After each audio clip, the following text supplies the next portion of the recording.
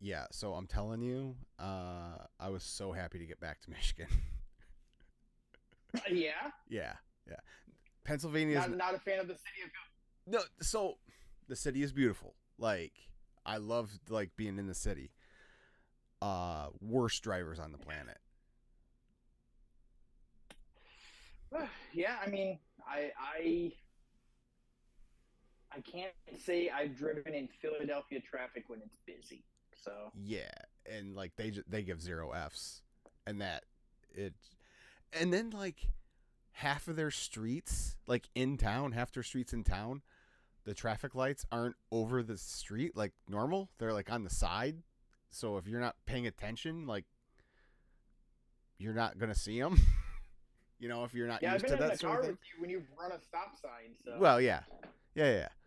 That tends to happen. But yeah, so Mikhail was like, there's a stoplight on the side of the road. I'm like, oh, that's a fine place for it. I mean, they only helped build the country. What do they know about infrastructure and Exactly, stuff? exactly. It's only the nation's first capital. What do they know? Right. Yeah, the only time I've been in Philadelphia was at like I want to say like 11:30 at night. I had met my cousin in the area, and we were driving to Atlantic City, and it was like on the way, Yeah, and it was a ghost town, and I just remember turning the corner, and the Liberty Bell was right there, and I was like, holy shit, yeah, like didn't expect that, and then 2 minutes later, I was on the highway and gone, like yeah. never got to spend much time there. I've heard it's a nice place. It is, and like driving back to the hotel both Saturday and Sunday, like driving through on the highway and just seeing like I love like city skylines at night especially, but just in general. So like driving through it was like a really cool like, oh, this looks awesome. So 55 Mm-hmm. miles an hour on the highway too there.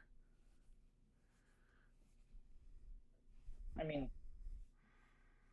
don't they have a lot of Amish out in Pennsylvania? Maybe that's why. Maybe that's why, I don't know, or they try and make you get on the turnpike or something. I don't know, but it was luckily we didn't have to mess with the turnpike at all to get where we needed to go. But it just was like 55 everywhere. It's like, I mean, no one obviously ever went 55, and it took me, Sure. took me a couple days before I was comfortable.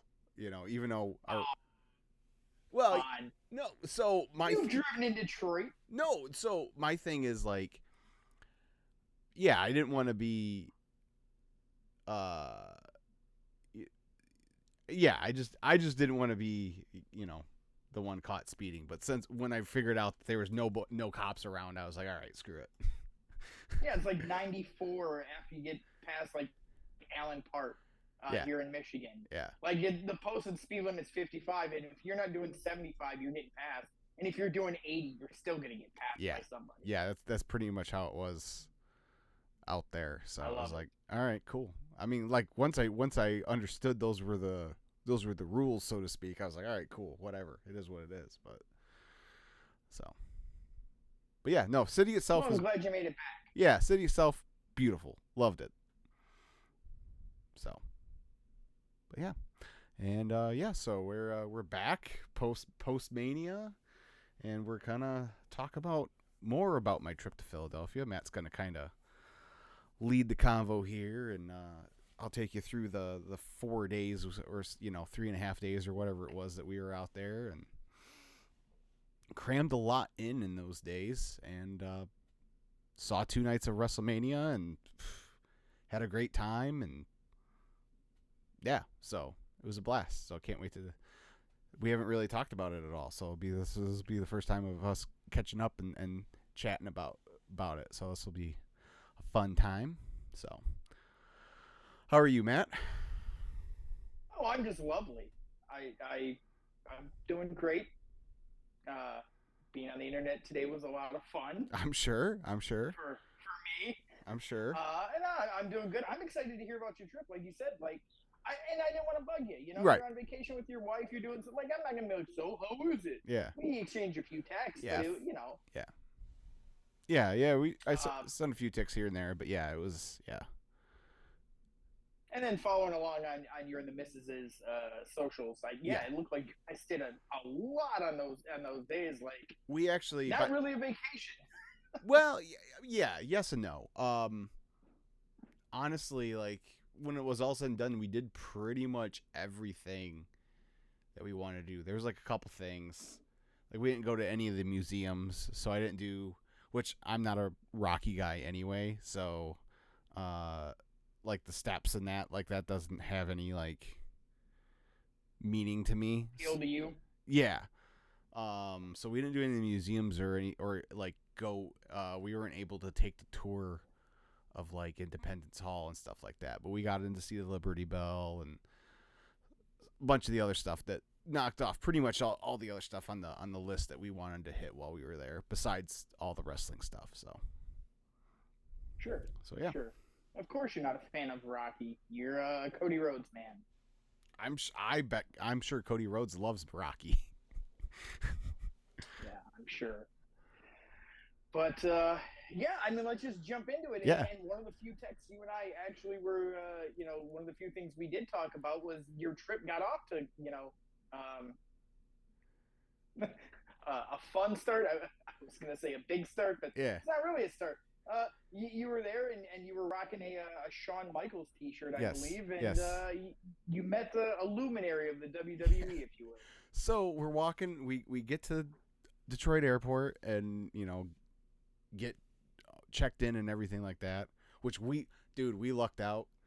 So we get there and we drop our bags off at the counter, and my wife's like, I gotta go to the restroom, so she goes into the restroom, and the only other time I've flown, like usually you go down and you drop off your bags and you do the check, the TSA check, like that's right there on the right side of the terminal. Well, while my wife was in the bathroom, they were sending everyone down to the far end, and I'm like, oh man, and I'm looking and I'm like, oh crap, I can see the line, because I'm thinking, oh sweet, we're gonna get through. And I mean, we were there plenty of time, so it wasn't a time thing. It just was, I don't like waiting in lines. More on that later. So then I'm like, yeah. So if I'm gonna be waiting that line, I better go hit the restroom too. So by the time I go in and come back out, they had opened the end that we were at. So we were like one of the first few through. So that was real lucky. Nice. So we get through the TSA check and everything, and walking down to find our gate, and we get to our gate, and I'm looking, and I'm like, holy shit, that's Hornswoggle. And he's just sitting there in his chair and just got headphones on and whatnot. So her and I, we walk down a little further, and I think she ends up getting some Starbucks or something, and then we come back and we sit down at the gate, and he had gotten up and went to the restroom or something. So then he comes back, and he says to me, he goes, hey, nice shirt. Because, yeah, I had my Shawn Michaels, the light blue, navy blue, that looked like his tights from, like, SummerSlam 95 or whatever. Yeah, right. That shirt. The zebra. Yeah, right. yeah. So he's like, hey, nice shirt. And I say, thanks. And then I noticed he had a Ninja Turtle shirt on, and I'm like, oh, you too. And then I got looking at it closer. It's not just a Teenage Mutant Ninja Turtles. It's a TMNT 3 shirt. Like, no one likes that movie. God. No one likes that movie. I mean, me. Oh, come on. No, like, look, it's not my favorite, but I'll watch it. I mean, I once saw it in the theaters. Who doesn't love Samurai Ninja Turtles? Sure. Time travel to feudal Japan. What's better than that? Yeah. So yeah, I was like, hey, yeah, nice shirt. And I said, not many people you see around rocking a shirt from the third movie. He goes, yeah, that's true. And then that was kind of it. I didn't, you're like, hey, did you ask him for a picture or anything? And I was like, nah, he had his like I said, he had his headphones on and that. And so he was, I wasn't going to bug him too much. I didn't want to be that guy. Plus I assumed he was on his way to WrestleCon, where he was going to get paid to take pictures and sign autographs. So sure. I was like, whatever. It's still cool. I'm that way. Like when I run, like on the rare occasions I bump into a celebrity or two, I'm never like, can I get a picture? I just always like, hey man, big fan, or like, hey, thanks for what you do, thanks for entertaining us. and move about your business. Like, Right. I don't know. Well, I feel like those people get bothered for so much. Sure. That, like, I don't want to be the one that asks them for something and they're having a bad day. And yeah. They'd have to be like at a, and it's not a knock on Hornswoggle, but like it'd have to be like, for me to like go out of my way and like be like, this is my chance to like, it would have had to have been Cody Rhodes. You know what I mean? Like or something like that. So, or Shawn Michaels, somebody on that level to me where I would have been like, oh my God. And it's a thing too, where like, I don't want to draw attention to them either. Sure. Sure. When we met, or when my buddy Ben and I saw Kevin Owens in the lobby of the hotel we were at, it was very much like let's just go over, say hello, shake his hand, and be on our way. And not like, because it's a hotel lobby. If people see a bunch of people standing up for pictures, like, sure, it might ruin their day. So exactly. How was the flight? I assume the doors didn't fly off. No. Everything stayed in one piece. We got there in one piece. We did. We were just a couple minutes delayed once we got on the plane, because right as we're getting ready to take off, it started like briefly like hailing. And so just a tiny bit, and enough got on the plane where we had to go and get de-iced before we could take off. So, yeah, I mean, whatever. So, but yeah, other than that, everything was fine. Landed in Philly just fine. Picked up a rental car. We got a brand new rental, so that was pretty sweet. Nice. You guys stayed outside the city, right? Yeah, we did. We stayed King of Prussia, I believe. Yeah, is the town. Yeah, it's a nice place. They had a huge ass mall there, like a huge ass mall. That was like that's one of the reasons why I recognize the name, is like one of the bigger. You see those biggest malls in America. Yeah. Like it ends up on those lists quite a bit. Yeah. So we actually on Saturday before we headed to Mania, we went and cruised around the mall for a bit before we headed into town. But did you guys Airbnb it or do a hotel? So it was a hotel through Airbnb. Yeah. So, but it was real. It was an Alloy, which is a DoubleTree, Hilton. Okay. So it was pretty nice. Ooh. Yeah. Spared no expense. Hilton Rewards member over here. Yeah. Look at this guy. Yeah. Brand new rental car. Yeah, exactly. I know. $1 man was in jail. Yeah, no shit. But so here's what. So the day before we left, I was just having like. I didn't even text you about this, but I was just having a meltdown, like, mentally. Well, so first thing that happened is, so again, the reason why we went is my wife won tickets to Saturday. So they sent her tickets on that Monday. Finally. So, cool. Whatever. She sends me my ticket, whatever. So Wednesday I'm going through putting everything in my Apple Wallet so it's easy for me to get in, and so I put my Saturday ticket in there, and then I go to put my Sunday ticket in there, and this was not the case when I bought the ticket for Sunday, but when I go to put the Sunday ticket in my wallet, it says video only. And yeah, that's what I said. That's what I'm like, what the? And I'm like, I'm thinking I because like I paid. You bought an obstructed view. But it didn't. You're worried about it. Yeah, right. And it didn't say that when I bought the ticket. Like, I checked because I wanted to make sure. And I looked on the map when I bought it. And I'm like, okay, like we might be technically even with the stage, or maybe a little bit behind, but we're up enough that it should, So I wasn't worried about it until like I said, I saw that. So add to that, in my brain, in my sports brain, like I knew what Lincoln Financial Field was. My wife, on the other hand, did not. So through the course of conversation, like I didn't even remember how the conversation brought up, but she just found out the day before we left that we were going to be outside and not inside. Oh God. Yeah. So, that's one of the things I want to ask you about. So. Yeah. So that was, I'm like, no, we're outside. Sorry. I kind of, again, like it's one of those things I didn't even think about because I'm like, oh, Lincoln Financial Field, that's an outdoor stadium. Boom. So. And because what kind of company hosts a show in the first week of April in the Northeast? Right. Exactly. Can't wait for Mania in Minneapolis next year. At least that one's indoors. Yeah, well. So then on top of that, I had bought tickets for WWE World for Friday. Because I figured we'd get in on Thursday, and then we just head out because the hotel was out of town. We'd head out of town and, go to dinner, go to a movie, whatever, just chill for Thursday. So, again, I'm looking at my tickets for that, and at the top it said it had Thursday's date.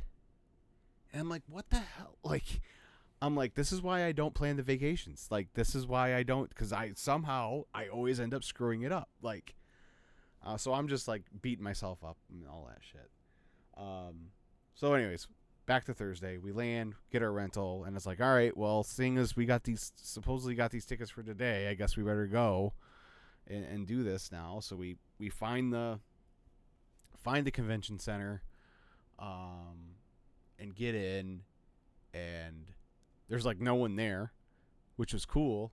So then we go into the convention center, or go into the world, to scan to get our bracelets, and the dude's like, these say they're for tomorrow.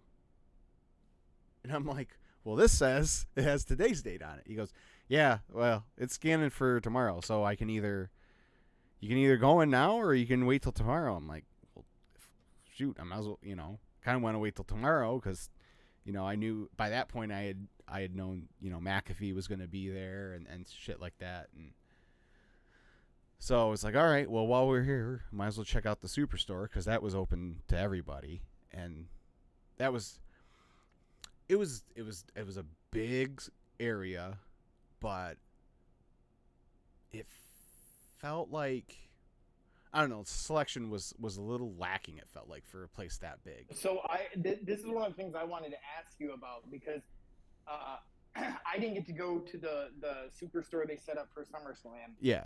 I wanted to go down there and check it out. Just couldn't get down there the day I was down there for media. It was just too busy. Yeah. Not that I wanted to buy anything. I just wanted, I thought maybe I'll find a story here or something. Didn't get down there. But I heard people complaining about it. I was like, oh, that's kind of disappointing. So I was curious, once you went there, what you thought, because I saw a lot of people saying the same sort of things of like, a lot of repeat merchandise, a lot of stuff you could get anytime. Yes. And you can just order it off the shop. There was hardly any like special merchandise that wasn't for like Stone Cold Steve Austin, like Philly 316 and things like that. Yeah, they had but there wasn't like event exclusive Damian Priest merch and stuff like that. And right. I guess a lot of people were disappointed about it. Yeah, and I'm wondering if because they had those shirts after. So I'm wondering if on Monday they had like some of those like after people won. Because I know they had one for Priest, they had a couple for Cody, they had one for Bailey, I know. But I assume on Monday. Yeah, so they had a lot of event stuff. There was a lot of stuff for WrestleMania itself there. But as far as individual wrestlers, like, you had wanted me to look for Punk stuff. Well, they had all the Punk stuff that's been out since he's been back, basically. Come back, yeah. And I heard some people were complaining about, but I mean, this is a thing everywhere now. Like the prices apparently on some of the stuff were outrageous. Oh like, yeah, the shirts were $40. Shirts were $40. I mean, which not just shirts. It was, I guess, like memorabilia, like WrestleMania themed, like shot glasses and stuff, and pint glasses and things. I saw people complaining about the prices of those. Yeah, I didn't really look at much of that stuff, so I can't speak to that. Yeah, the t-shirts were all 40, which I mean it's a little bit more than buying them on the shot online. But it's also less than most concert tees. So, most concert tees nowadays are at least 50. So, it's whatever.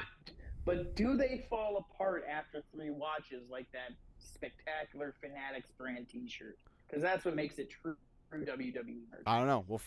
We will certainly find out here. So, yeah, this one's made it through a few washes, but it's already starting to yeah, fade. So gotta wash your shirts in cold water. That's what I do. But anyways, whatever. So yeah, we pretty much got most of the stuff we wanted to buy. So it's weird too. Like the other thing that was more frustrating than the lack of selection is like the stuff that they did have that I wanted. They didn't have a lot of it in the proper big boy sizes. Gotta know your audience. Right, exactly. And so like there was I ended up buying a Cody shirt, but it's not the one I really wanted. Because the other ones were they only had like XLs. There's a couple of them that were 2X, but lately I've been like, when in doubt, just go for 3. Just make sure you have plenty of room. Sure. And so yeah, so that was a little frustrating, but.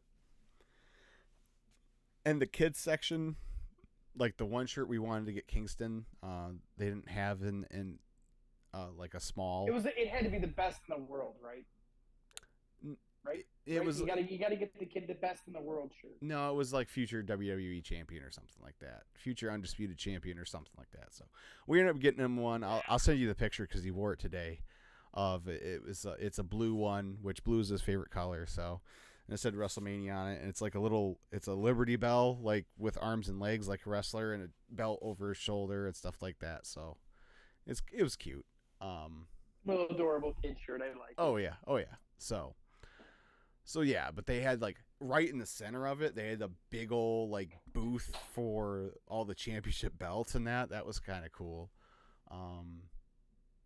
But yeah, I mean it was fun. It was nice.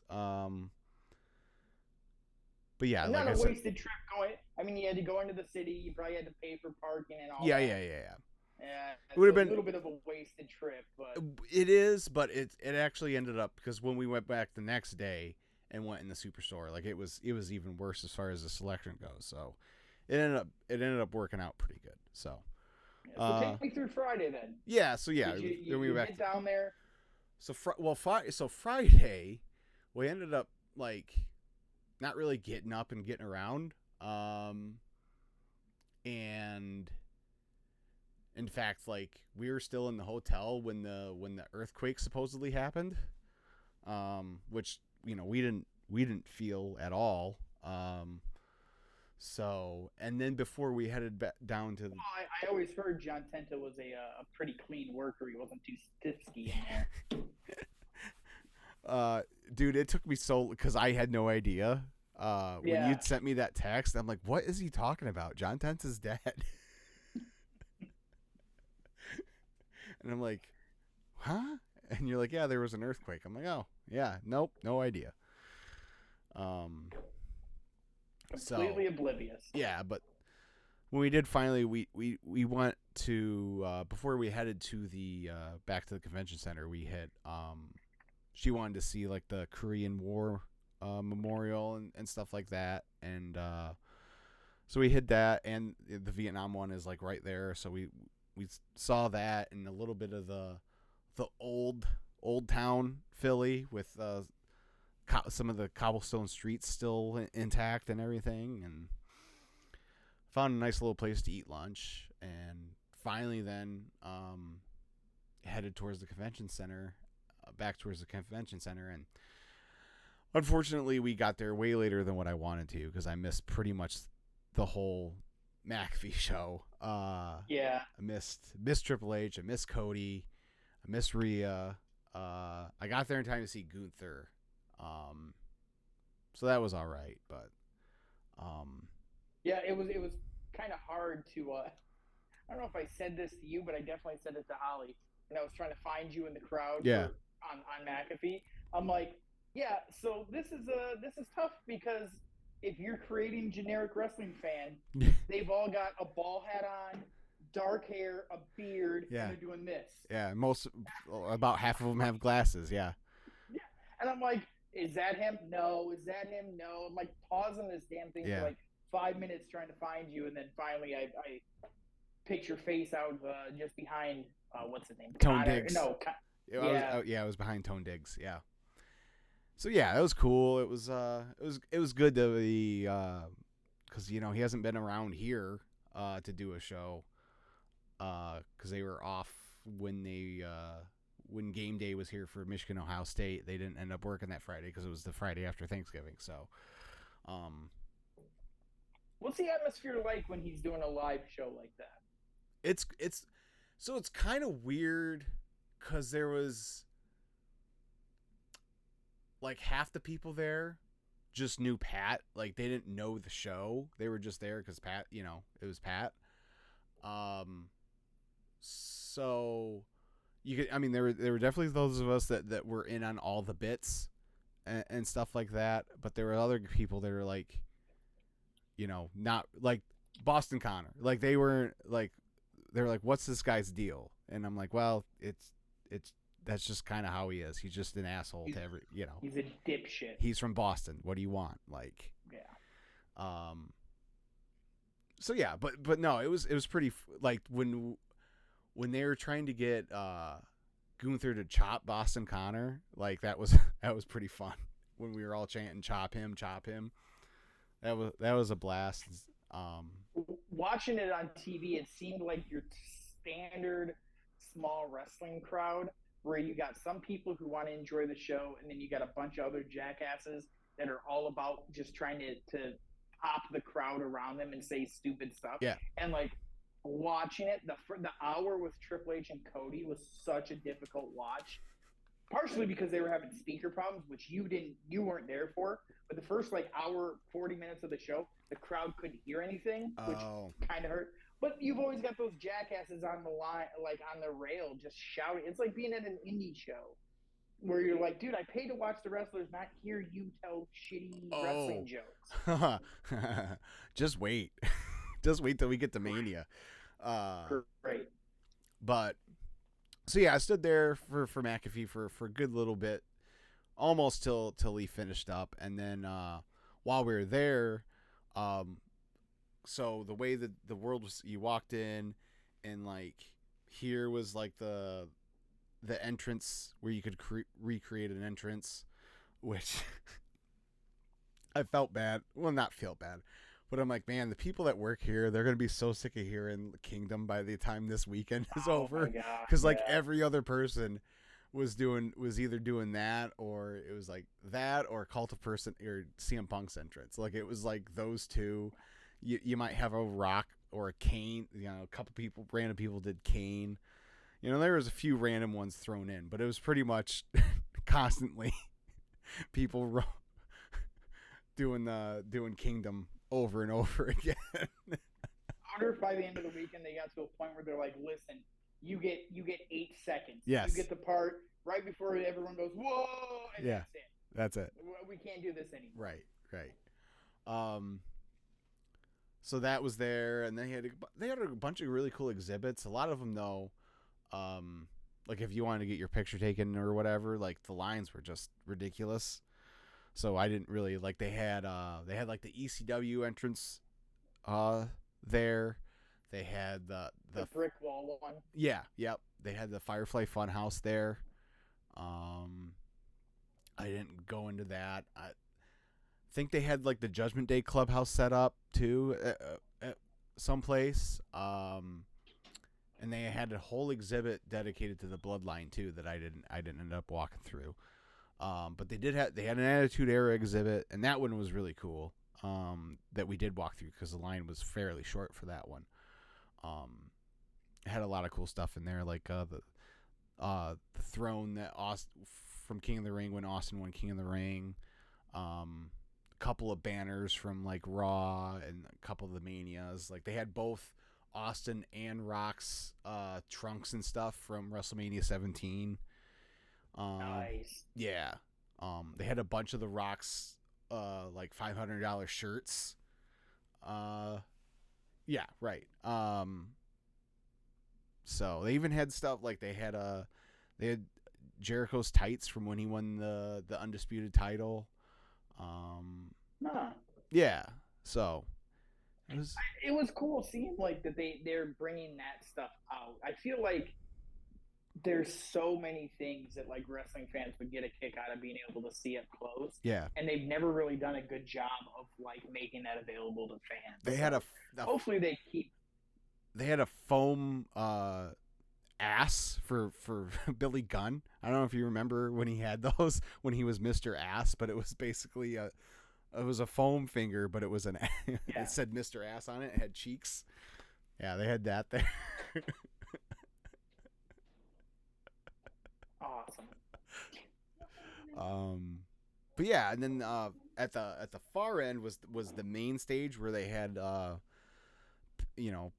some of the main players go up.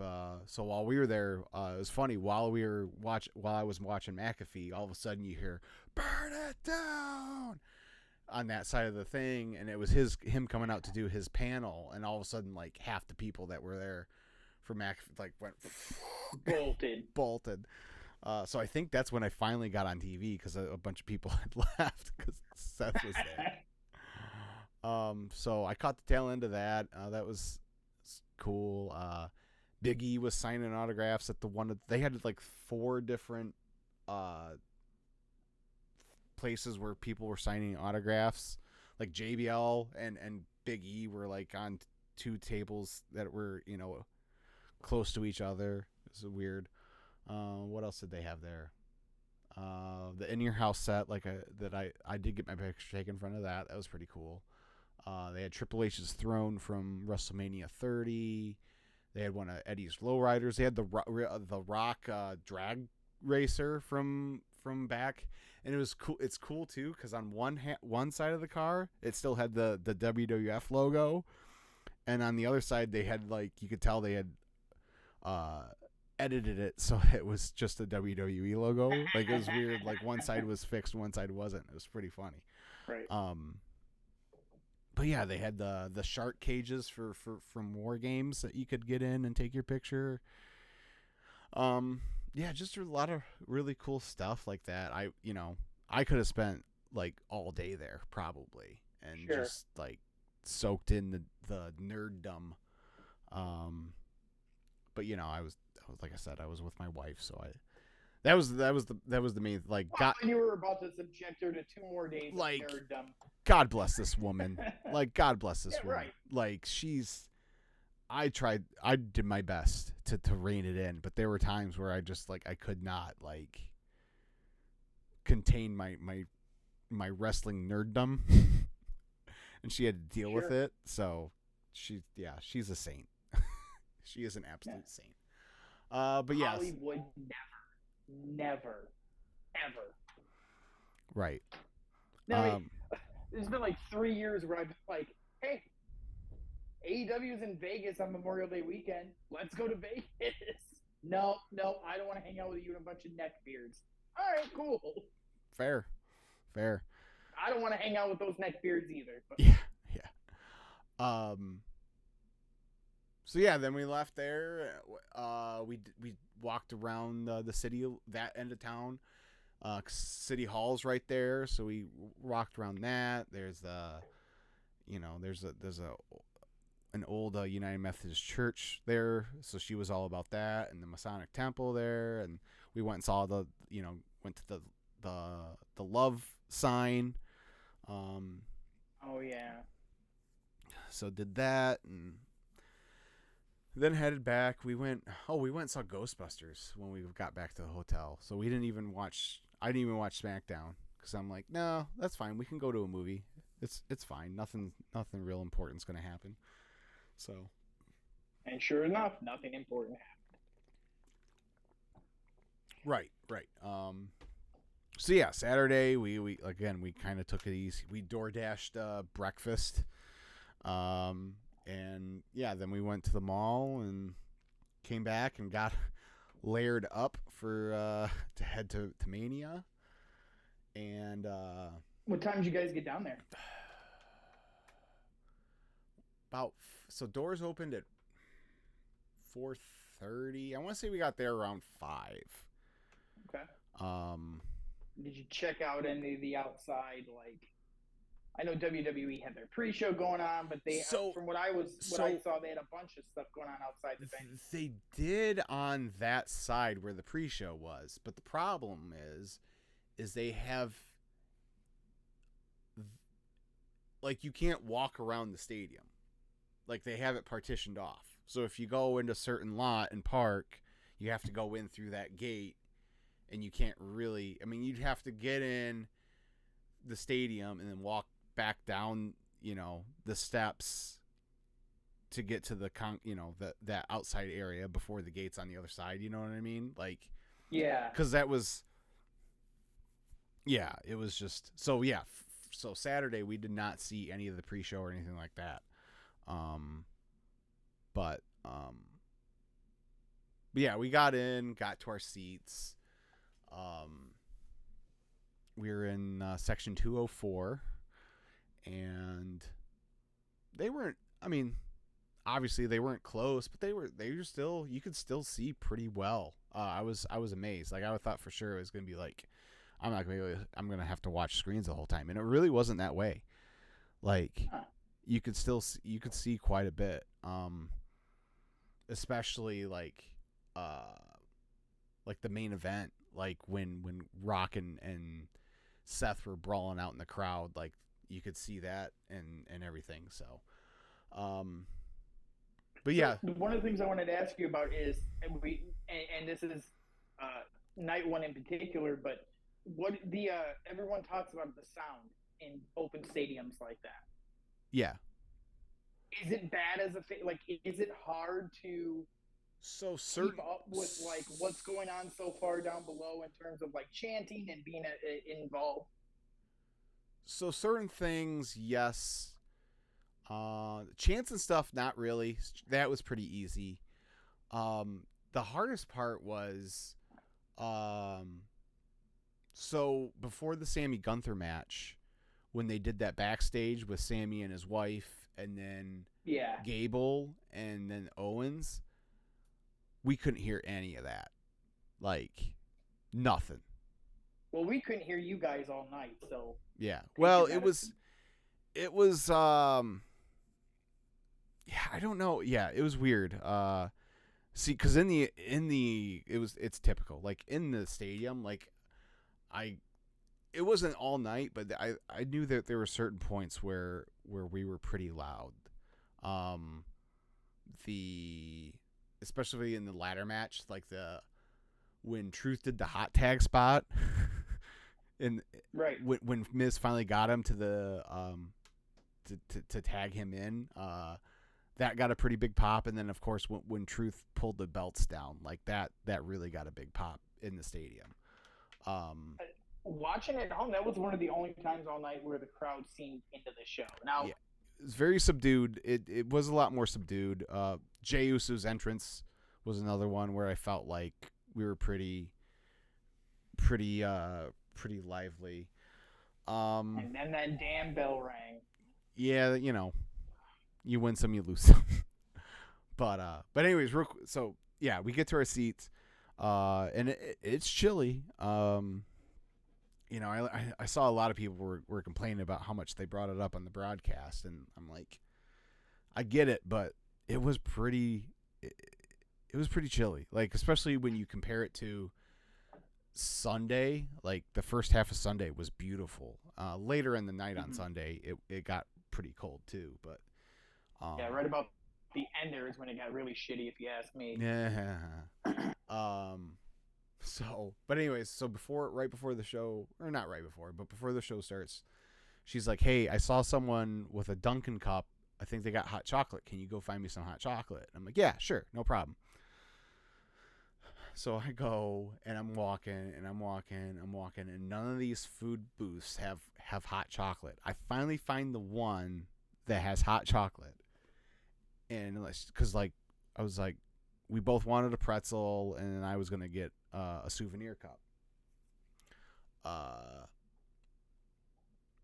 and so finally find the one with the hot chocolate, and the only other thing they sell there besides pop and beer and stuff is these crab fries, which I guess is a Philly thing, and it's just French fries with Old Bay seasoning on them.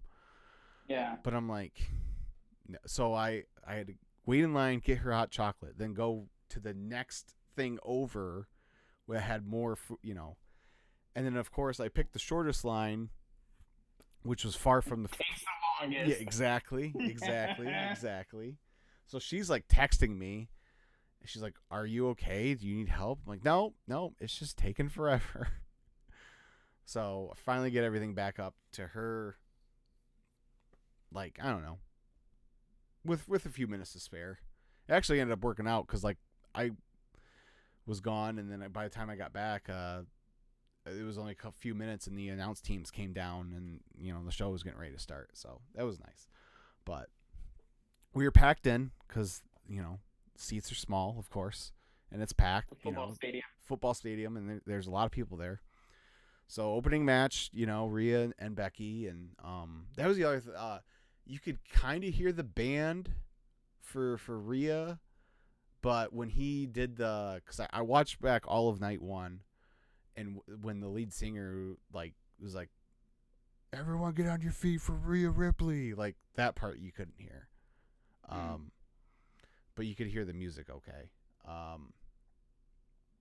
So anyways, the match starts and everything. So there's our row, which is 14 or 15, I don't remember. Then there was a row behind us, and there was a group of like 6 guys.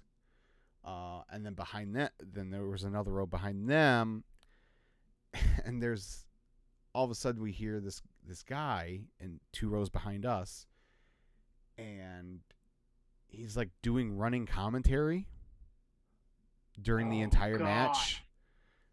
And I guess he had his phone out too, so I don't know if he was filming or what, but streaming, whatever.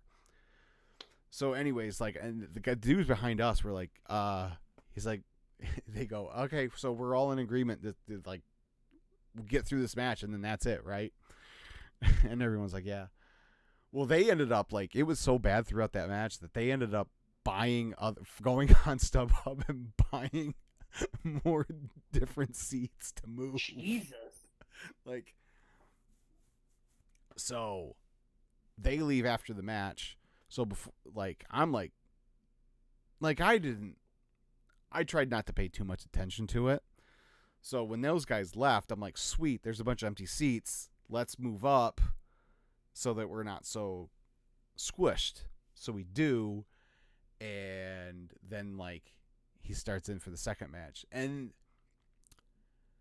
to be fair, I'm pretty sure this gentleman has some sort of special need, because he was like in his 20s, but he had his dad there with him too. And I'm like, any other, if this is any other person, like the dad would have stepped in and be like, hey man, can you? But I kind of put 2 and 2 together, and he was doing like full on Joey Styles, like full on. So yeah. And then it was kind of impressive. He was doing full on Joey Styles, but then when Finn was doing stuff in the match, he kept calling him Devitt, and then would like break into like Japanese commentary, like a big spot he would do. I'm not even gonna try and do it, but like these, I'm like, that sounds. So it must be whatever his thing. He just absorbs the stuff and can regurgitate it. Right. But yeah, so then my wife's like, yeah, this isn't going to work. Well, luckily, like way down on his row, there was another big section of like empty seats. So we ended up moving again after the ladder match. So by the time the third match had started, we had moved twice already. But so but yeah. you're able to enjoy the show after that. Yeah. Yeah, that's one of those. Because then we had people in our section that were, you saw the various sponsors for the various matches, right? Throughout the night. Yes. One of them being Dude Wipes. And during the ladies match. Yeah, I think that was a mistake. Because they quickly it was. Yeah. And so was the Asuka Fresca Minute Maid during the Luchador match, and the Wingstop ad during the match with 3 black women. Like, they were on fire with their, like, hey, that's a little on the nose with the advertising, isn't it? But whatever. Yeah. So anyways, so there is these people behind, this couple jackasses behind us that every match they tried to start a "We want Dude Wipes" chant. Every match. Yeah. And I'm like, wonderful. The worst part about wrestling shows is wrestling fans. It really is. It really is. They're the absolute worst. So yeah, like it was, I enjoyed the Rhea Becky match. I enjoyed the ladder match. Jimmy and Jay was what it was, unfortunately. The 6-woman was fine. Obviously, the word you were looking for the Uso match was dog shit. I think that's the word you're looking for. It was too short to be dog shit. Like if it was like if it was like 18 minutes, then it would be. It was like 11 minutes. Like that's whatever. It was 8 minutes too long. If it was 11 minutes, that match was a perfect encapsulation of their whole feud. Yeah. Just like not what it should have been. Completely lacking any sort of fire. Like that sucked so bad. Yeah, their interaction in the main event on Sunday was way better than their match on Saturday. But obviously Sammy and Gunther was awesome, phenomenal, and the main event. So it was so weird. That main event tag match was so weird. Because like speaking for me personally, like I was in this weird spot. Like obviously, my fan brain was like, yes, cheer for Seth and Cody, but then like my logical brain was like, well, no, if you want Cody to win tomorrow, you need the good guys to lose tonight. So then it was just like I just didn't do anything. Like, I popped for the big spots or whatever, but other than that, like I didn't really like get into the match until like the second half of the match when they started. Like the first half of the match was kind of like ugh, but then like last like 15 minutes or so, they kind of kicked it. It was like, oh, okay, this is what I was expecting from this. But yeah, I mean, it was all right. It was cool to be there. And to be fair, and I texted you during the match trying to let you know because you guys can't hear what's going on in the arena. You're not picking up on the fact that The Rock is repeatedly like telling the referee, like, do what I tell you or I'll fire you. Like, none of that is you guys don't know any of that. So it's really hard to understand exactly what's going on. I kind of figured that through context clues. Like I saw him jaw at the ref, and then obviously the ref wasn't counting, so I'm like, oh, he must have like told the ref not to count or whatever. But yeah, I didn't hear it's hard when you're in the arena, you're not getting the whole story, so you're not hearing like everything that's going on in the match. So but yeah, it was I would safely say that this is the first year of the 2-night format where night 2 has been the better night. Yeah. Like I don't think there's outside of obviously, like I said, Sammy and Gunther was great. See, I disagree. I thought it was good. It was good, but it wasn't great. I don't like the babyface gets the holy hell beat out of him for 20 minutes and then fires up and hits 2 moves and wins. especially on Gunther. Like, I don't know. That didn't do it for me. I don't have a problem with him winning. I just, instead of being 80-20, if it were closer to like 65-35, 60-40, Mm-hmm. I would have been okay with it. But like, I don't know. You end a near 2-year reign and Gunther just beats the living hell out of him for the majority of the match. I didn't think it was as great as a lot of people said it was. It was good, but not great. Sure. Um, and I liked Rhea and Becky too, especially when you find out what Becky was dealing with all week. It's like, wow, if she was still able to go out and do at least that I mean, that's it's pretty impressive. So yeah, and then we get out to the parking lot, and remember, you know how people used to complain about the Palace parking lot? Oh yeah. Yeah, no. The Palace parking lot is because at least you could get out of the Palace parking lot. They No, see, I'm not going to hear this. Go ahead. um they just sent you in a direction you didn't want to go, but at least you got out of the Palace parking lot in a decent amount of time. This was awful, awful. Um, they don't have anyone directing people in the parking lot, so everyone's trying to like get out this like it's it was just awful. We were there over an hour. It's a free for all. It is. It is. See, you told me you were there for an hour, but then you're like, "Oh, the Palace is better." I literally sat in the parking lot of the Palace for like 90 minutes one time. Like, I got stuck in the parking lot of the Palace so many times. I purposely started leaving, and I'm not a let's leave early for everything type. I will leave early, but I'm not like every time I go, I got to get out in the eighth inning or whatever. mm-hmm. Whenever I went to the Palace, I got to a point where I'm like, I have to leave before the end of the fourth quarter, or oh, they've got their encore's about to start. I got to get out of here because I'm not sitting in that line for an hour and a half again. Yeah. The See, Palace was the absolute worst place I've ever dealt with getting out of. I never had that problem at the Palace, ever. My biggest problem with the Palace was, like I said, they want you to go. You'd have to go way down and then turn around and come back to go the direction home you needed to get to. Like, yeah, like 275 or whatever. Yeah, whatever it was. like I other. forget the road. Yeah. That was always Oakland County sucks. Nobody likes Oakland County, Michigan. Sure. But yeah, it was brutal because we were in the lot like by Wells Fargo Center. So I mean everything's all contained. Yeah. And it's like, which I thought going in was going to be nice, but now it's like, fuck, the way Detroit has it, I much prefer that. Like you find your own little lot and then you walk and then yeah. You hope you don't get mugged on the way back to your car. Sure.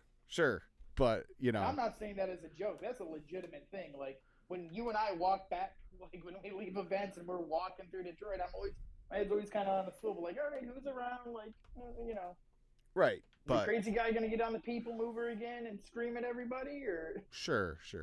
Well, at least we don't got to get on the people mover anymore. So let me ask you, your mentality leaving night one. Mm-hmm. Cody, the deck is stacked against Cody. How's he ever gonna overcome? Yada yada yada. How were you feeling? Because when you and I spoke last week a little bit, you were like, I don't know, I got a bad feeling. Like, what if they actually do it to me again? Like, where was your head at? I still was like, I was in that like 75-25 where I was 75 sure that they were gonna pull the trigger on it, but there was 25% of me where it was like, they might not. And then like I had texted you as Sunday rolled around and like every baby face like kept winning and I'm like, yeah, oh fuck. Well, I told you though, there's another thing you guys probably didn't see or know because you're not listening to the broadcast. The minute Michael Cole was like, nobody has seen the American Nightmare all day. He's been in his bus. No one knows what's going on.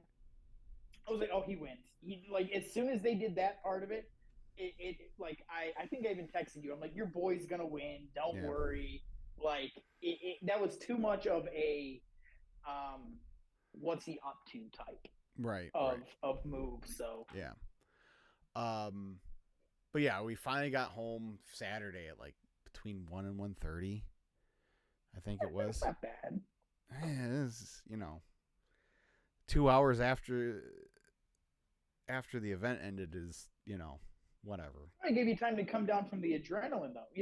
That was in your That was soul. in my soul. Yes, yeah. Um. So yeah. So then Sunday, like I said, I'm like, you know what? Let's go do Liberty Bell. Let's go see. Ben Franklin's grave is over there in that area. Couple other Who did things. he ever beat? Right. So we did that, and then headed to the venue again, and because we were coming from a different part of town, we came in a different way. It sent us into a different lot. Well, come to find out, this one was like, so the first night was $35, which is not bad for an event like that to park. It's not cheap, but it's not. Well, then Sunday, we get sent down to one of the smaller lots on the opposite side of the stadium, one of the ones that are designated for tailgating. Mm-hmm. And this was $80. And I'm like, and there was no way to, like, once we were there, like, there's no place to go. So it's like, all right, fine. Guess we're doing it. And I'm like, well, this is a smaller lot, so should be a little bit easier to get out. Well, that was not the case. Nope. No, because you're still dealing with 75,000 people leaving a venue at the same time. Yeah, like, exactly. You might get out of that lot quicker, but you're just going to get in traffic faster. Well, that's just like, yeah. No, like once we got out of the lots, it was fine.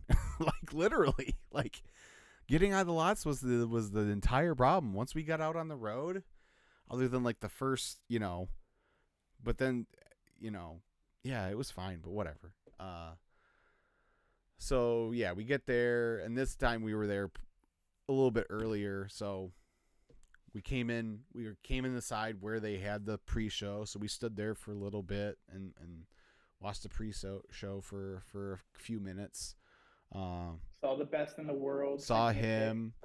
They played a video, an interview with Triple H where he gave his account of how the Punk deal went down and stuff like that, and it's and he went into even more detail than even Punk did when he was on Helwani. Like it was really cool. And when they finished airing it, Punk's like, yeah, he goes, he's an honest guy. He goes, that's probably why we didn't get along the first time, is because we're both really honest people. So, but tell me when I'm telling lies. Yeah, exactly. So yeah, and then they had a couple prime tents over in that area too, but I didn't get over there because it was pretty swamped. So you should have just rolled up. Yeah. Swing that big Canada Dry. Yeah. Right. I am bummed because they had the hydration station at ringside, right? And they had those special bottles. And I'm like, oh, that's probably just. And then like I saw online like yesterday, it was like, no, they're actually handing out those bottles like on Saturday. And I'm like, God damn it. But oh well. You gonna get your Cody Rhodes flavored bottles in? I sent a message into work on Monday night. Yeah, Monday night. Because it's like... Listen here, you sons of bitches. I just got back from Philadelphia. I want my American Nightmare bottles. So, so that I'm scrolling, I'm just looking at my iPad, when we get back Monday night. And our owner had posted about Aaron Judge, because he was announced like the week before Cody was as being a Prime athlete. And so Arono posted about that. So I mean him like if we can get anything we can get our hands on with Aaron Judge or Cody Rhodes on it, I need to know about. Like, before anyone else, Yes. I get first in. Yes. Like if there's a cardboard cutout, I need it or something. I don't know where I'm going to put it, but I want it. So yeah, that was funny. But yeah, so then we had club seats for Sunday. So a little bit bigger seats, a lot more options for food. Just a better experience. Like the people around us weren't assholes. Like it was a way better experience on Sunday. Which is saying something considering you're in Philadelphia. Right. Exactly. So yeah, and then Sunday was phenomenal. I thought Sunday was an excellent show from beginning to end. Like I even the match like I had zero interest in. I was like, they had enough, smoke and mirrors with Bubba Ray and stuff like that, where it was at least entertaining enough for as long as it went on. Like, but everything on night 2 hit. Like it was. Yeah, it was a really good show. I did not watch that match. That was my bathroom break. Made Sure. some food, sent off a few texts. Like I didn't see a single bit of it. I didn't even know Bubba showed up. I had no idea until the next day. And I was like, I'm kind of glad I missed that. He was a special guest referee, which got a big pop, obviously. Apparently, Snoop Dogg on commentary is a treat, though. So yeah, apparently he was pretty funny. So the only thing I've watched from night 2 is I watched the opening match and cash in, and then I just watched the main event for the first time since Sunday today after work. So I haven't gone back and watched anything else from night 2 yet, but yeah, the cash dude. No, night 2 real quick. Night 2 was an outstanding wrestling show. Yeah, like I wonder going forward, because Triple H kind of made it sound like this in the post-show press conference of like night 1 building into night 2. I really don't like that concept. I wish they would try to run them both as like banger shows. Sure. And maybe next year it'll be different because you won't have this Rock thing bleeding over. But night 2 was a really good show. I think some people are like, it's the best WrestleMania ever, are kidding themselves. Yeah. Yeah. Same with the main events from both nights. This discussion that those are the best matches in WrestleMania. Shut up. Like I get it. Old heads think they know everything, and we try to gatekeep. I totally understand that. Those matches were fine. The main event on night 2 was fantastic. It was entertaining. It's everything it needed to be. Yes. It's nowhere near Rock Austin. It's nowhere near Michael's Taker. Right. Like it's just not. Sure. That part of it was a little disappointing to see like that argument start coming out of it instead of just being like, they killed it. It's the biggest show they've ever done, and they hit a home run while doing it. Yeah, people are prisoners of the moment and stuff like that. So they got to get their takes off and stuff like that. But yeah, it was and then they start a shitty podcast that nobody watches. Sure. Put their takes into the world. But yeah, so I sent you the video because I didn't think it made air of Punk's entrance because it caught us off guard. Like, the Spanish commentators and then Cole, Graves, and McAfee came down. I'm like, all right, cool. The show's starting soon. And they didn't throw the signature up or anything. And all of a sudden, the static hits and I'm like, oh, okay. So I was like, I missed it. I didn't see it. They didn't air it. But I'm glad they didn't. I'm glad they didn't because it wasn't about him. Right. It didn't need to be about him. Yeah. I loved on the broadcast how he started speaking immediately, and Cole's like, "Who's that voice?" You're right.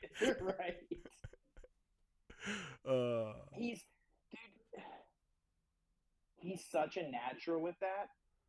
Like, I almost wish when he inevitably isn't able to do this anymore, Yeah. like that's where he's got to be a mouthpiece for somebody. Yeah. He's so good at it. Yeah. Like there's nobody like him with a microphone in his hand. Yeah. It's or on his ear, as it were, whatever. Yeah. Yeah, and then the immediately starting that match, the entrances, like Seth's entrance was ridiculous in the best way possible. Like we saw these people with funny costumes piling on the stage, and we're like, what is going on? And then just like it was like we got a big kick out of it. Did you catch on the show when he comes out and Punk is just like, yeah, look at this goof. Yeah. But yeah, that match starts with the Claymore right off the bat. And I'm like, oh, like, okay. But yeah, I love that. And then, yeah, as soon as Drew's doing a celebration, and you can tell, like, it was really cool. Like, you could tell him winning meant a lot. You could tell Seth was happy for, like, you could kind of tell that.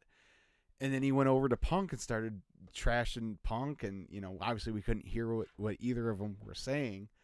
But then he did the suck it right in his face. I'm like, oh, and then Punk attacked. I'm like, oh shit, here we go.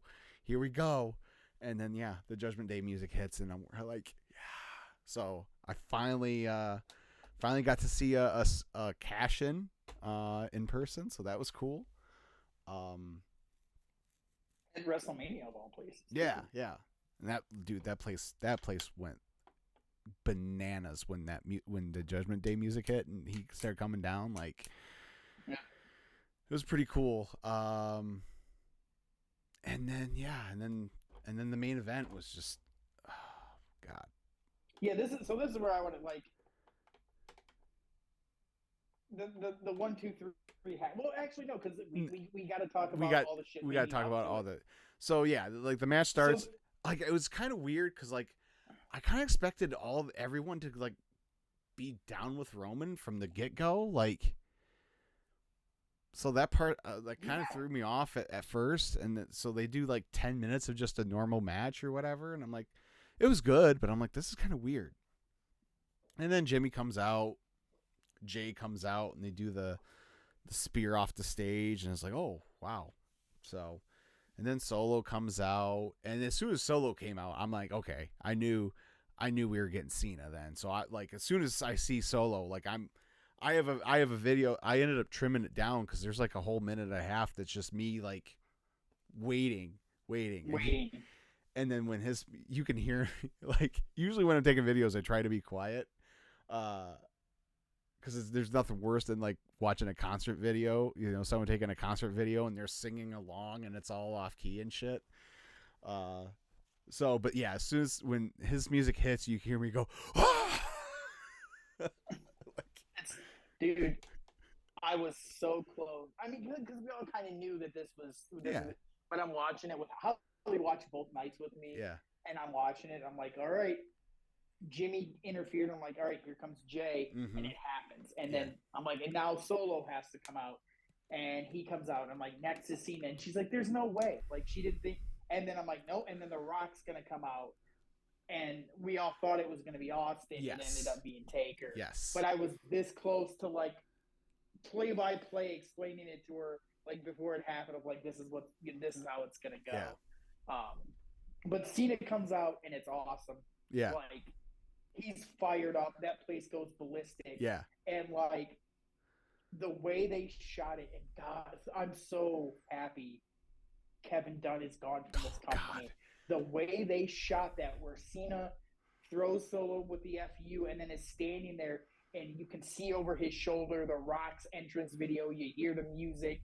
You get the look on his face. It was like, yes, like, here we go. Yes. Like, this is the first time these two have been in front of each other in over a decade. Like, yeah.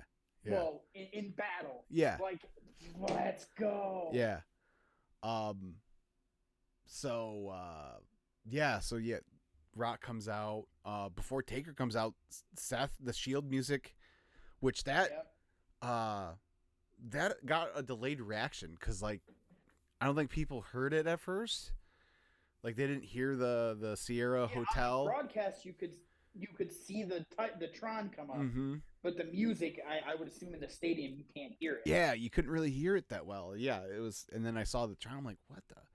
I was amazed, like, like looking online and listening to some like, I was amazed how many people were like, oh, I was, I was like, is Moxley I gonna thought be? Ambrose was coming out. And I'm like, what are you people Idiots. on?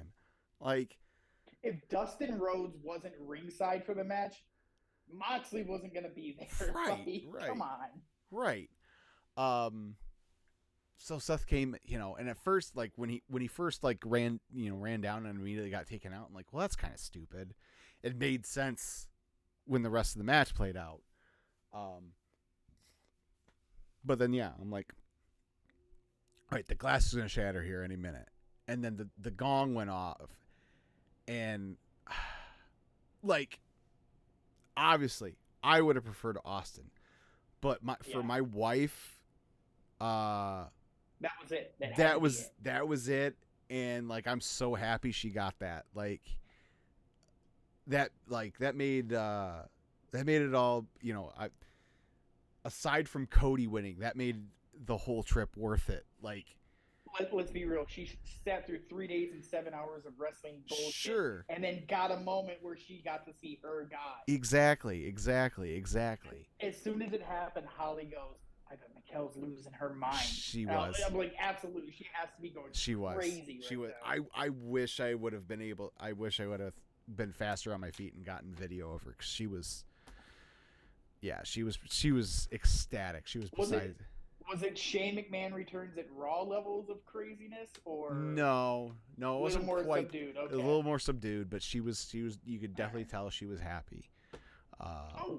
Real quick, when Stephanie came out, were you like, "Holy hell! Like, where did this come from?" Yeah, it was shocking, but everyone was really happy to see her. So, yeah, but yeah, and then we get to the home stretch, and Roman has a choice of who he's going to waffle with a steel chair, and he decides to hit Seth, and Cody finally hits the trifecta of Crossroads and wins, and I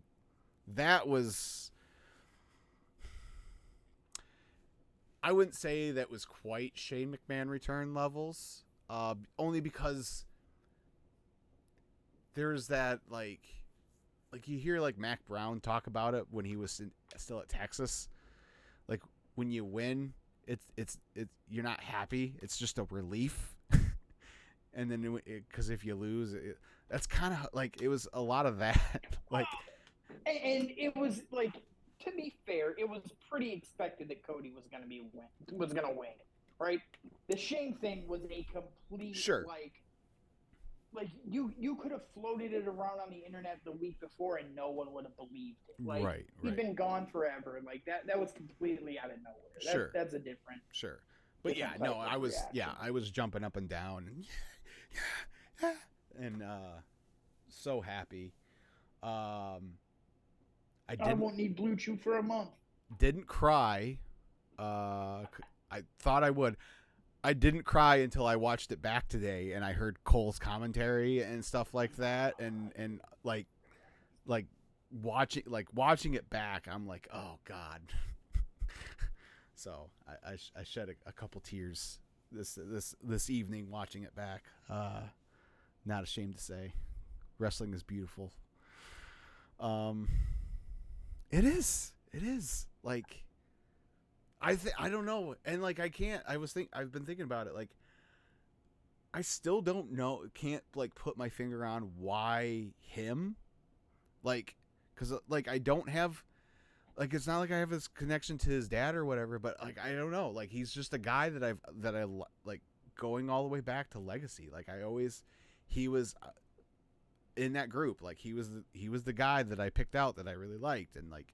I liked all the Dash, I liked him as Dash and Cody Rhodes. And then when he had the face mask, and then like, I'm like, man, like I really wish they would, and he'd do stuff with this guy. And then he got saddled with the Stardust gimmick. And even that he made entertain, like he went all out for that. And so, yeah, like, I don't know. There's just something about. That came a few years later. Right. Yes. Yeah. Yes. Come on, man! You set me up. Like, Yeah. whatever. Yeah.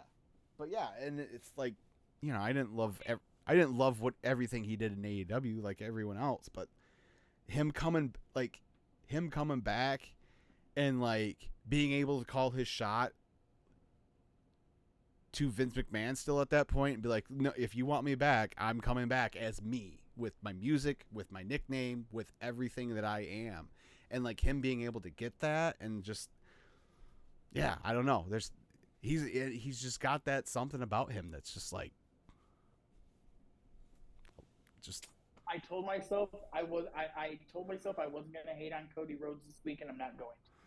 You sent me a very nice text message when after the match. So no, I'm so sincerely as one of my best friends, like, you're a brother to me. I was so happy for you that you got to be there for that, because I know that's gonna be one of those things you're gonna be like, I was there when Cody finished the story. I was there. I was so happy. Full stop. It's the best wrestling moment I've been in person for. Like, it's nothing. Yeah. Nothing at this point will ever top it. Like, right. That's how I feel about All Out. Yeah. You know? Like, I was there when AEW hit its absolute peak. Yes. And yes. it was awesome. Yes. But I will say about Cody, and this isn't coming from me. Sure. The Wrestling Barometer multiple times over the weekend was like, I don't get it. I don't get why this guy is the guy. He's fake. So I'm gonna say we'll leave it at that. Hey, even the Wrestling Barometer can be off sometimes. I don't know. She's pretty dialed in. No, she is. Look, and people who feel that way, like, I get it, but I don't know. There's a large portion of us that either don't care or just don't feel that way. So. And I think, and we've kind of wrapped up with Mania, so we can talk about some other stuff. And again, this isn't a knock on him. WWE talks about how there's no off season. There absolutely is an off season, and we just entered it. I think between now and Money in the Bank is when Cody's going to have to prove that he is the guy, because Roman's not around, Rock's not around, Seth's not around, Punk and Drew are going to be locked up with each other. He's probably going to end up feuding with Randy, which will be easy, but Randy's been around forever. Is it going to keep this momentum going, or are people going to start to pitter away when all these massive stars aren't around? And that's what I'm curious about. Like, okay, he's the guy now. Is he going to take the business forward, or is it going to take a step back? So we'll see. We'll see. And I hope for him that he carries the ball and keeps running with it. Yeah. Yeah. I mean, and if he doesn't, he doesn't. But at least he was given the chance to try finally. So yeah. So that was pretty much it. And then we came home on Monday. So yeah. Pretty good weekend, huh? Yeah, it was really good. It was really good. It was good to get away. It was good to spend all that time just my wife and I, and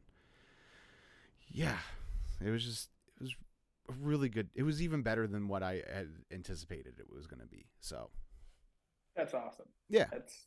That's what it's really about. Like, that's you shouldn't be leaving events like that like, God damn it. Yeah. You didn't finish a story, like, Right. It's a babyface territory again, man. Yeah. Like, what an unbelievable idea. Giving the fans what they want. What a concept. It's just, man, it's working. We're sure lucky Triple H decided to start boinking the boss's daughter. No.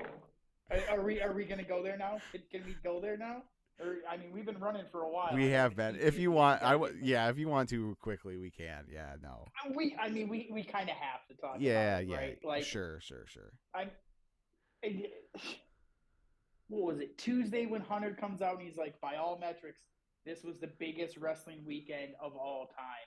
And AEW's response is like, oh, well, we're just going to keep reminding people that you guys are the hottest company in the world and your two biggest stars wrestled here 2 years ago and we fumbled the bag with both of them. Like,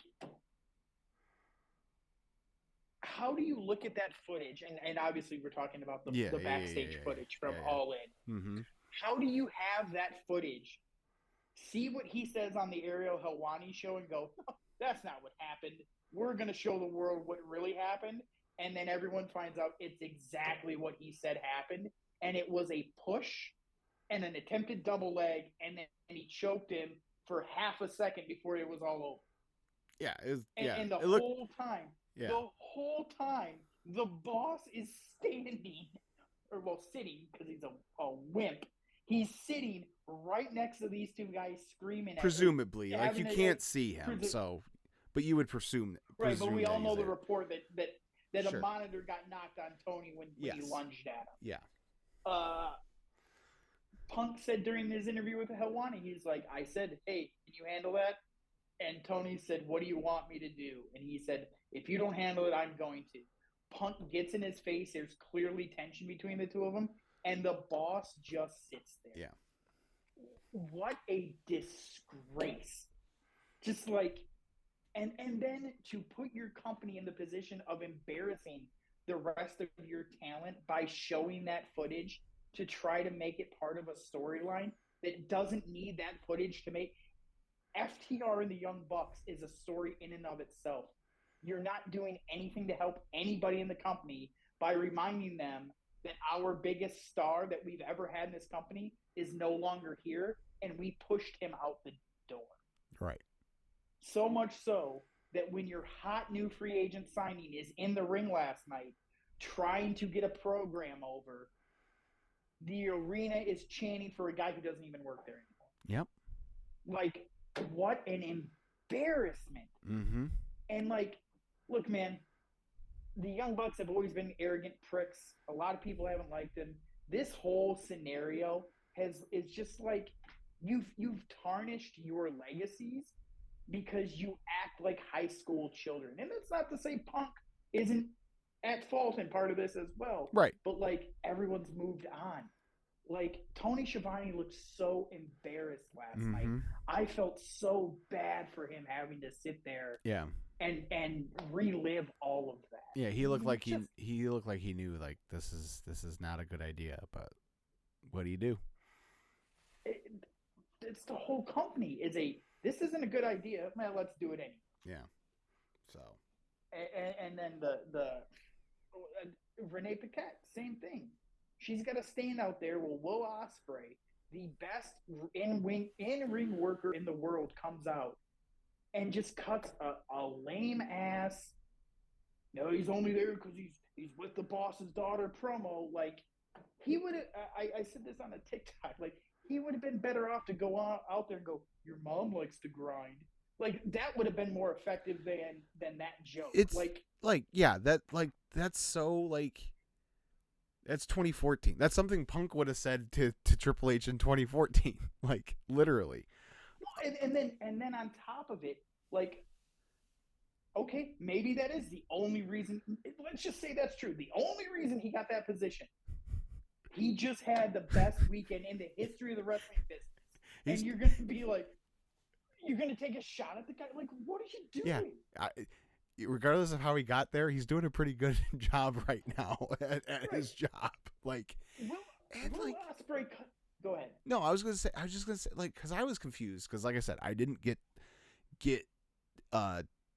down there Friday in enough time to see. So, and I never really went back and watched specifically, I saw some clips of the Rhea, and I went back and watched most of Cody, but the only thing I really saw from the Triple H portion of McAfee show was when they did the water spit together. That was about it. So I was completely in the dark of, like, anything he had said. So I'm like, I had heard of, like, some vague things. And then so like he decided to do that in the promo last night, and I'm like, okay, what exactly did Triple H say? Like, did he like call out Will specifically? And no, he didn't. Like, I guess if like, it's kind of hard not like you could tell he, I don't know. It was vague enough where it was like, and I don't think he even said anything that derogatory. He's just like, look, I want people who want. If you're not, I want people who you want to don't be wanna here do that, full time. Like, if you don't want to be here, then that's fine. Like, I didn't want you in the first place. And like, he would have been just as off. Like, hey, your nose is big. Like, well, and like, if you want to take a shot at WWE or take a shot at Hunter at that point, when he says the line of like, I'm flying all over the world putting on the best wrestling matches of all time, and I don't need to bring guys from 30 years ago back to make my main events interesting. That would have been a solid line. That like, because that's true. Like, people lost their shit over that match because they brought back a bunch of old timers. Like, sure. It is what it is. Not that it was wrong, but like the showing the footage and then Ospreay's promo are like there's perfect examples of what Punk was talking about in that interview. Will Ospreay wants to go out and brag about having the best matches in the world, and he gives this interview in a room where there's 2,500 people. That was the estimated tickets last night. 2,500 people. SmackDown is at Little Caesars Arena tomorrow night, and they've sold like 13,000 tickets. Sold the fuck out. Like, yeah. Now I'm a journalist, so my math isn't solid all the time, but I believe that is 5 times the amount of people for a Friday night SmackDown. You couldn't get 3,000 people in a building for your big TV show, and you want to take shots. Like, I'm not a WWE stan, obviously, but right. I also know, like, when you're not that guy, you don't take a swing at the big dog. It all feels. Remember when like you take a swing at the Road Dogg and Billy. You take a swing at the big dog when the big dog is You do it 3 years ago when the creative was in the toilet and yes. you had the 3 hottest free agents in wrestling join your roster. Yes. And your ratings were climbing and your ticket sales were climbing and you were making more money than you'd ever had. That's when you take your shots at the big dog. When you can't put 3,000 people in a venue 2 weeks before a pay-per-view, maybe shut the fuck up. And they're doing, an extended period here of record business. Like, every week it's like, oh yeah, this is the largest gate for a television show until the next one, and then that'll be the largest. Like, well, and like, so they got Dynasty coming up next weekend, right? You've got Bryan Danielson versus Will Ospreay, FTR versus the Young Bucks. Swerve has a chance to actually win the world title, right? Yeah. You got 3 pretty interesting pieces of business, and all you can talk about is what's going on the other channel. Right. You're idiots. You're absolute idiots. Mm-hmm. And Dynasty is next week. It's set up for 6,000 people. Yeah. Double or Nothing is set up for 6,000 people. WWE is about to go all over the globe and sell out arenas. And you think like running some footage about a guy getting in a fight backstage and taking pot shots at the company is going to make things better. Like, it just proves they're not about business. They're just about catering to the 800,000 people that like their show. But hey, they got 80-some thousand in Wembley, and WWE only managed to get 70-some both nights for WrestleMania. Right. So take that. I'll be curious to see what the gate looks like this year when for you Wembley? don't have. Yeah. Yeah. Meanwhile, WWE is going to France and Scotland and Germany and Toronto. And, yeah. No, and like, I don't know. It's really man. That business last night just felt like if you're MJF and you actually did re-sign, he's got to feel like the biggest moron right now. Can you imagine the bag he would have gotten right now if he were available? Yeah, I mean, probably, but I mean, who's to say? I mean, he probably got a pretty good sized bag from Tony, so. I'm gonna go ahead and guess if they're doing literally the biggest gates they've ever done, your downside guarantee is nowhere close to being your actual earnings. Like I just it's so sad to see what is happening over there, and this should be a time where like that company is thriving because WWE is pulling the business Yes. along, Yeah. and they can't get out of their own way Yeah. because the guy leading the whole thing is an ineffective, spoiled child. Yeah. Yeah. So. Last thing I'm gonna say, and then we can wrap this up. Um, the decision to air the footage was to drive interest into the storylines of AEW ahead of the pay per view. If only you would have done that with the guy who was the centerpiece of all of this and was like, hey, let's turn this negative into a positive and make some effing money together. No, can't do that. Gotta let the kids from California save face. So Yeah. Yep. It's unfortunate because you know, I want them to do like part of the reason why WWE is where they're at right now is because they had to get their shit together because AEW was there for a minute, really nipping at their heels, and now it's like they extended that gap again, and not just extended it because WWE is doing better, is AEW is going back, going the opposite direction. So it's really been, so it's,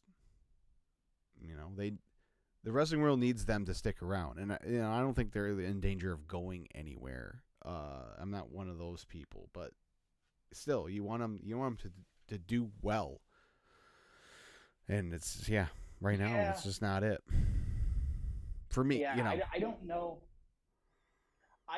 Yeah, Punk said it's not going anywhere as long as Tony puts money into it. And that's what other people have said. As long as the Khan family puts money into it, it's not going anywhere. But I'm starting to like this argument of like, well, they're good for the business. Are they?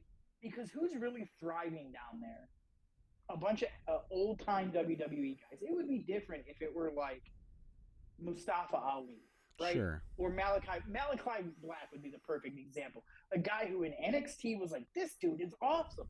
They call him to the main roster, never use him. Goes to AEW, gets off to a hot start, and then they just stop using him. Like it would be different if that guy were the face of the place. But it's not. It's just Edge and Jericho, and we've talked about it. But it's so I'm at the point where like I don't just buy that they're good for the business just because they exist. If they're not doing anything to benefit the future of the business, are they really that helpful? And I would argue over the last 18 months or so, they have not been very helpful for the business of professional wrestling. If anything, they've been a detriment because all they do is stir up controversy and tribalism and like anger. Multiple people said this week that the most interesting things that have happened in AEW for the last 18 months have happened backstage away from cameras where you have to like nobody knows exactly what happened. That's a problem. Mm-hmm.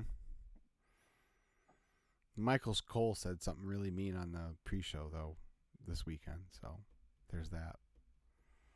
Oh, which part? He said something about how Punk, something about the internet marks in Punk. Oh yeah, the man who makes internet marks upset or whatever. Yeah. And then McAfee said something about performing in front of 600 people. Like there's a couple of them. No, the funny one, again, like he couldn't do it. Like if anyone was going to take a shot at Punk, like it should have been Ospreay last night for the tattoo thing he said to Miz after night one.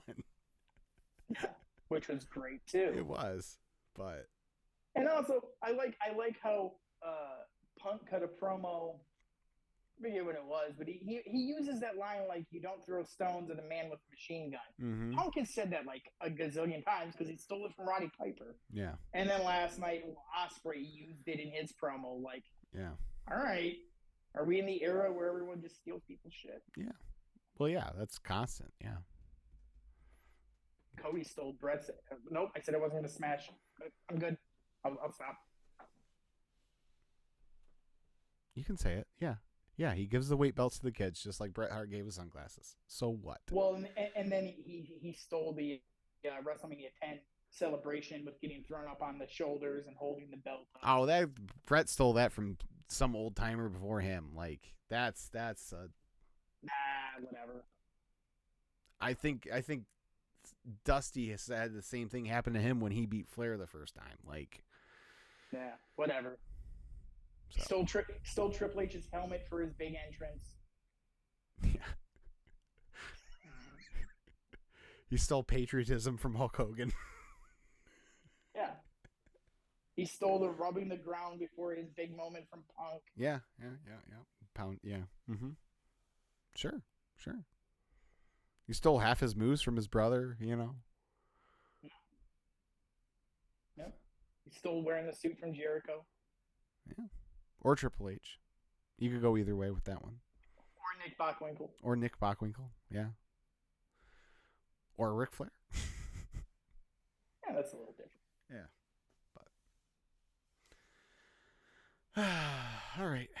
Yeah. This is a long one. That's okay. We had a lot to talk about, a lot to discuss. I'm trying to think. It was a special week for you. It was. I actually think I hit everything I was going to tell you about. So that's a plus. So, real quick, what do you think the Rock handed Cody? I don't know. I think it's the watch. See, that's. I think that story. I think all those stories about the watches. I think there's realism there, but I also think it's going to play in the storyline. I think he handed him the watch and said, "Don't ever break my heart again," because the story got out that Cody gave everyone in the main event Rolexes as a present. Is that? Are we like we can assume, but he said he gave Seth one. But he didn't name the other two. Like, so I mean, yeah, but Roman was wearing the exact same Rolex at the Hall of Fame. Okay, and I'm pretty sure he said on Helwani's podcast that he got Rolexes made for everyone in the match. He didn't. Yeah, I'm pretty sure So I watched the Helwani interview, and no, he's named Seth, and then he just said and two other people. Is all he said. But I mean, see, that's kind of where I'm leaning, but that's in that weird, you know, what's kayfabe, what's not type area where it's like, is that gonna do it for like people like me? Like that's gonna be that would work, but for the normal person, is that really gonna? Yeah, and maybe this is something we're going to need to get into in a couple weeks or over the course of the next few weeks. I feel like this new era that they talk about at WWE is going to force people to be more focused on the little things because that segment Monday got a lot of flack for being weird when Rock asked to hold Cody's belt.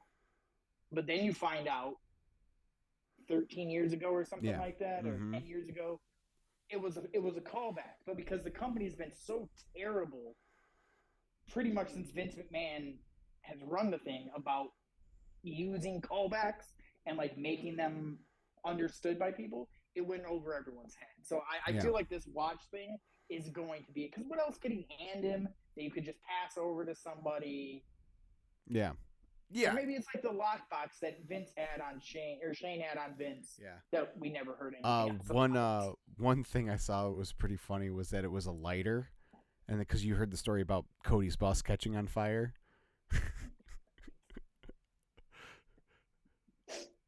So yeah, I'm like, I don't know if you want a board member like committing arson. Yeah, committing arson and attempted murder on one of your performers, but But no, I'm interested. Like, You think they really wait till next year to do that match? And if they do, like, does that mean you're never gonna get? That'd be so funny if like, oh, that'd be so weird if like Rock and Roman was so big you were willing to push Cody aside for it this year, but then because the fan outrage was so much, you pivoted, and then you end up not doing the Roman match at all because you decided to do Rock Cody instead, like. Yeah, I think you're gonna get Rock Cody at SummerSlam. I think so too. Yeah, I mean, think depending it's Rock on Cody at SummerSlam, and depending I on think Rock's it's Roman schedule. and well, I mean, Gerwitz posted something that Gerwitz posted something on Twitter about like we'll be back soon, much sooner than you thought. Yeah. Like Rock can go film a movie for the next 3 months and come back in time for. So he's for supposed to do. SummerSlam. He's doing that Smashing Machine movie, and then right after that, I think he's doing live action Moana. Right. But he's like an EP on Moana and stuff, so like he'll be able to go back and forth. I would assume. Sure. But either way, I think we're getting Rock Cody at SummerSlam. I think we're gonna get like either Roman and Seth or Roman and like Solo, and then possibly Punk for the belt with whomever the world's champion. Unless Drew resigns it, maybe they'll do Punk and Drew. But that I'll see. I mean, unless he's really the way he's been moving, and as involved as he's been getting, I'd be shocked if they don't do Punk and Drew at Backlash.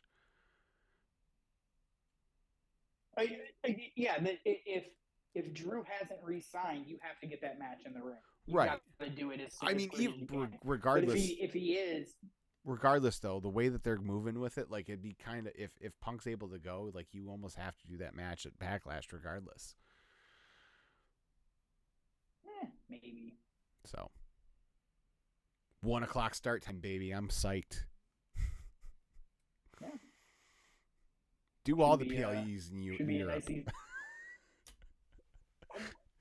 Just do them on Saturday at 7:00. Yeah. Anytime before 7 on a Saturday, perfect. Yeah. But no, to answer your original question, I think Rock and Roman is next year. Yeah, I think so too. But all right, yeah, let's get out of here. Ugh. Yeah.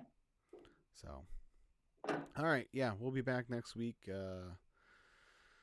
with all that happens, and then next week, who knows? There might be. Maybe they'll finally release the Andrade Sammy footage next. Right. Yeah. I want the footage of Larry biting the shit out of one of the Young Bucks. That's what I want to see. Yeah. Yep. So, yeah. So until next week, see ya.